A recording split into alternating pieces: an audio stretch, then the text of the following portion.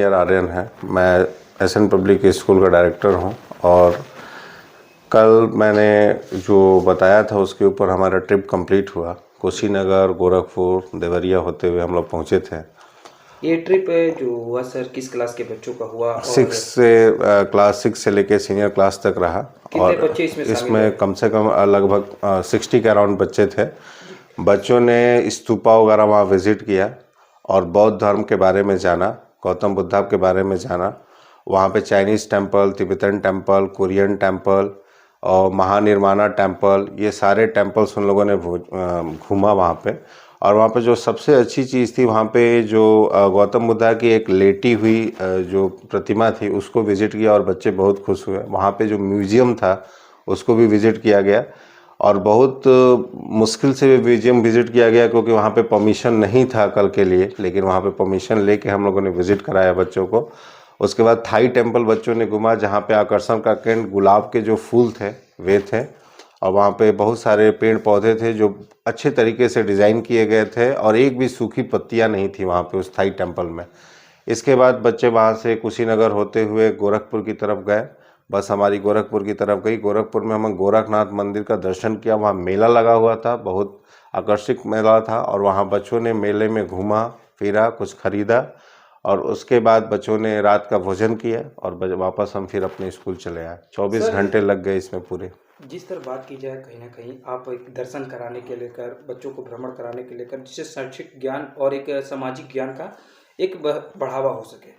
उस बीच बच्चे कभी कभी होता है कि किताबों में बुद्ध के बारे में पढ़ते हैं या कहीं ना कहीं गोरखनाथ मंदिर के बारे में किताबों इतिहास में पढ़ते हैं। तो ये आपको प्रेरणा मिला कहाँ से कि बच्चों को क्यों ना जो चीज़ें किताबी ज्ञान में, जब मैं पढ़ाई करता था सोशल साइंस वगैरह में, जियोग्राफी, हिस्ट्री जब पढ़ा करता था तो हमेशा एक्साइटमेंट रहती थी कि इसको जाके देखूं।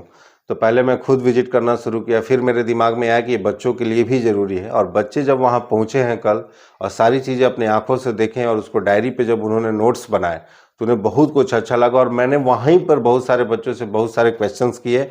बच्चों ने उसका आंसर्स भी दिया और ये भी उनको पता चला कि ट्रिप में तैयारियां कैसे की जाती है, बैग कैसे पैक किया जाता है, कितनी टाइम लग सकता है कहीं जाने पे, कैसे कंट्रोल करना है, कैसे हमें वहाँ पे रहना है। और सबसे बड़ी बात है कि जो चाइनीज़ टेम्पल था, थाई टेम्पल था, जैसे गौतम बुद्ध से जुड़े जितनी भी सारी चीज़ें थी, जहाँ बौद्ध भिक्षुक होते, बौद्ध भिक्षुकों को उन्होंने देखा, उनसे बातचीत किया और उसके बाद वे रिटर्न आए बलिया के लिए और बलिया आने से उनमें बहुत सारे चेंजेस दिखे गौतम बुद्ध के बारे में जानने के बाद कि वे मेडिटेशन सेंटर पे जो वहाँ पे मेडिटेट लोग करते हैं, ध्यान लगाते हैं वहाँ पे। तो बच्चों ने थोड़ी देर का ध्यान भी किया था वहाँ पे और उससे उन्हें पता चला कि गौतम बुद्ध ने ध्यान करके कितनी बड़ी सारी चीज़ें धर्म की स्थापना की।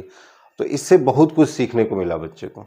क्या कहेंगी उनके अभिभावकों तक जिन्होंने कहीं ना कहीं इतनी बड़ी जिम्मेदारी अपने बच्चों को सौंप कर, हाँ, और ये तो कहीं ना कहीं देखा जाता है बहुत से विद्यालय होते हैं ट्रेवल कराने ले जाते हैं बच्चों को, लेकिन सुबह जाते हैं और 2-4 घंटे का अंतर है, लेकिन हाँ, आपने बच्चों को जो मेरे अध्यापक और अध्यापिका गण थे, काफ़ी उन लोगों ने मेहनत किया और उसके बाद उन्होंने प्रॉपर पेरेंट्स से बातचीत की। बातचीत करने के बाद उन्होंने कंसर्न किया था कि सारी चीज़ें आपके नॉलेज में रहेंगी, प्रॉपर हम लोग उनको अपडेट दे रहे थे और इसके साथ अभिभावक बहुत खुश थे क्योंकि जब वे बच्चों से मिले, सुबह में आते समय जब बच्चों से मिले गेट पर, तो उन्होंने देखा कि बच्चे काफ़ी खुश थे। सारी चीज़ें उनके अकॉर्डिंग की गई थी, जो कहा गया था उसको किया गया। और हाँ, ये बहुत बड़ी एक रिस्क है, बहुत बड़ा रिस्पॉन्सिबिलिटी है कि आप कहीं बच्चों को बाहर लेकर जाते हैं, लेकिन कहा जाता है ना कि अगर कुछ अच्छा करना है तो रिस्क लेना पड़ेगा। तो ये उसी का एक पार्ट समझ लीजिए। ठीक है बहुत